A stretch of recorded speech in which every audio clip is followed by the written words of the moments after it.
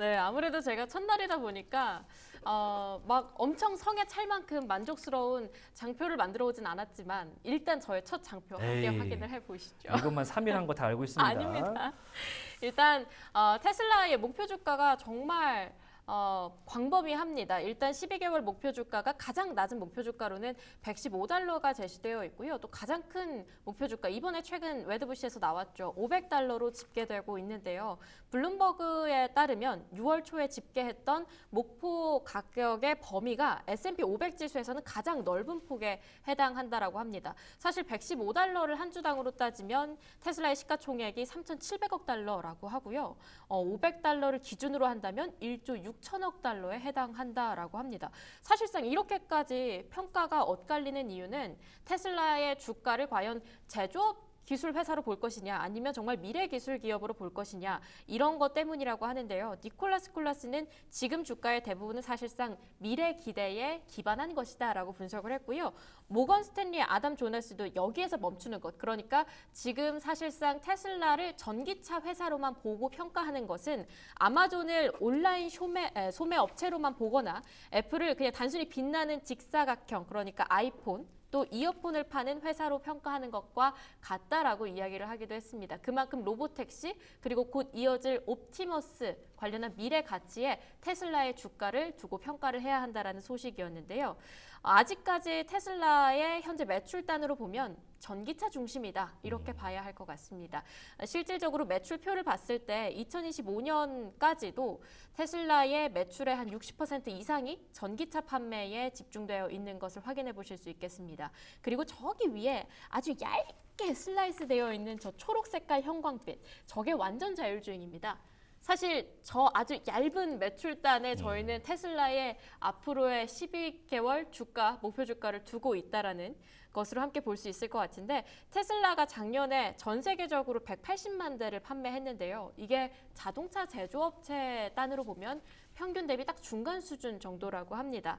GM의 판매 대비해서는 3분의 1 정도 수준이라고 하고요. 포드에 비해서도 절반이 안 되는 아주 소규모라고 하는데, 더 안 좋은 건 유럽이랑 미국에서도 계속해서 판매량 부진에 시달리고 있는 상황이고, 애플과 마찬가지로 중국에서도 로컬 브랜드, 대표적으로 비아디가 있겠죠. 경쟁이 심화되고 있는 상황이기 때문에 판매가 좀 어렵습니다. 여기에 모델 Y 리툴링까지 더해지면서 2025년 판매는 180만 대에서부터 더 떨어진 170만 대까지도 소폭 감소될 것이다 라고 예상이 되고 있는데요.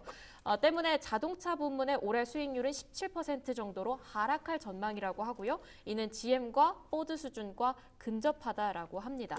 하지만 그럼에도 불구하고 증권사에서 지금 제시하고 있는 목표 주가들을 살펴보면요. 확실히 전기차, EV보다도 로보택시 쪽에 굉장히 큰 점수를 주고 있다는 걸 확인을 해보실 수 있겠습니다. JP모건의 경우는 따로 점수를 매긴 게 없다라고 하지만 웰스파고도 마찬가지고요. 모건스탠이나 웨드부시 같은 경우도 자율주행 관련해서 굉장히 큰 점수를 주고 있다는 점 함께 확인을 해보실 수 있겠습니다. 웨드부시가 특히 이번에 테슬라 주가 급등에 또 영향을 주지 않았을까 싶은데요. 목표 주가 500달러 제시해주면서 아웃퍼폼 등급을 매겨줬습니다.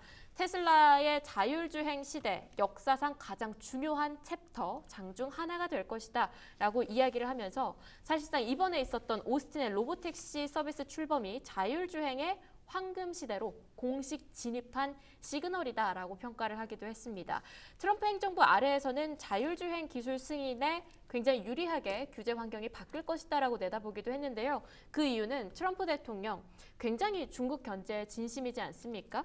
트럼프는 미국이 중국보다 AI 경쟁에서 앞서길 원하고 있기 때문에 마찬가지로 자율주행 기술 역시도 AI 경쟁에서 승자를 가를 핵심 요소가 될 것이다 라고 이야기를 하면서 앞으로의 규제 환경이 더욱더 완화될 것이라는 전망을 내건 거죠. 또 여기에서 중요한 건 바로 사이버캡입니다. 내년부터 본격적인 생산에 들어갈 전망인데, 사실상 사이버캡은 핸들도 페달도 없다고 하죠. 정말 완전 자율주행이라고 봐야 하기 때문에 이 사이버캡에서도 긍정적인 평가가 나온다라고 한다면 그때까지는 이제 2026년 말까지 테슬라의 시총이 2조 달러에 도달할 것이다라는 전망을 함께 내걸었습니다. 여기서 또 알아야 될 거는 바로 이 부분일 것 같습니다. 이 사진 자체는 월스트리트 저널이 아니라 블룸버그 쪽에서 가져왔는데요. 오른쪽에 있는 게 웨이모고요. 왼쪽에 있는 사진이 테슬라의 이번 모델 Y입니다. 모델 3입니다. 그래서 웨이모 같은 경우를 보시면 레이더도 있고요. 라이더도 있고요. 빨간 색깔 카메라도 있습니다. 하지만 지금 테슬라의 차량을 보시면 오로지 카메라 8대밖에 없습니다. 이게 만약에 비가 오거나 악천후의 상황에 들어가게 된다고 한다면 자율주행 차량에 사실상 카메라가 눈이잖아요. 그럼요. 눈이 가려지는 거기 때문에 굉장히 사고 위험도가 높아진다라는 그런 여론도 함께 있었는데요. 오히려 또 반대로 보자면 이게 종이장 뒤집는 것처럼 비용에 있어서는 굉장히 확장성을 갖게 된다라고 합니다. 레이더랑 라이더가 상당히 비싼 가격을 가지고 있기 때문에 오히려 카메라 8대만으로 자율주행의 안정성을 조금 가져갈 수 있다라고 한다면 훨씬 더 가성비 있게 자율주행 로봇 택시를 끌고 갈 수 있다라는 거죠. 그리고 2026년에 출시 목표를 앞두고 있는 사이버캡과 로보밴 같은 경우는 핸들과 페달이 없기 때문에 더욱더 기대가 되고 있는 상황이고요. 또 여기에는 굳이 담지는 않았지만 영상을 오늘 좀 살펴보니까 조수석에 그 사람이 앉아가지고 안전요원이 앉아 있었다라는 것만으로도 약간 여러 가지 의견이 갈리고 있는 것 같더라고요. 네. 그런 상황 속에서 만약에 내년에 사이버캡과 로보밴이 핸들과 페달 없이 정말 잘 운전하는 모습을 보여준다라고 한다면 지금 있는 타 경쟁사가 이미 앞서 나간 거 따라하는 거 아니야 테슬라? 이미 좀 늦은 거 아니야? 이런 여론은 확 뒤집을 수 있지 않을까 하는 기대감도 끌고 갈 수 있을 것 같습니다. 지금 대표적인 게 바로 웨이모 그리고 죽스가 경쟁사가 되겠죠. 근데 이 안에서 저희가 좀 일론 머스크가 이야기를 하는 것은 자율주행 관련해서는 주마다 규제가 다 다르기 때문에 허용 범위, 조건, 안전 그런 기준까지도 일제히 다 다르다. 그래서 약간의 통합 규제 도입이 필요하다. 왜냐하면 전국적인 확대를 목표로 하고 있기 때문인 거죠. 이런 부분들도 함께 이야기를 하고 있고요. 그래서 월스트리트 저널에서는 이번에 테슬라의 로보택시 출시 관련해서요. 이런 것들을 꼭 알아야 한다라고 이야기를 했습니다. 일단 2026년 말까지 미국 도로에서 수십만 대의 FSD를 탑재한 차량, 완전 주행 차량이 운행될 것이다라고 이야기를 했었다라는 것. 그래서 요 아래에 있는 에어비앤비와 우버의 기능을 함께 끌고 가기를 목표로 한다라는 것을 이제 이야기를 하고 있는데요. 만약에 개인이 소유한 테슬라 차량에 이 고급형 FSD 소프트웨어가 본격적으로 탑재가 된다. 그리고 이 테슬라의 차량이 굉장히 많이 확산되어 있다라고 한다면 운전자 없이도 차량이 스스로 운행을 할 수 있게 될 때 내가 만약에 이 차를 지금 안 타고 있어요. 그럼 이 차가 알아서 움직이는 거예요.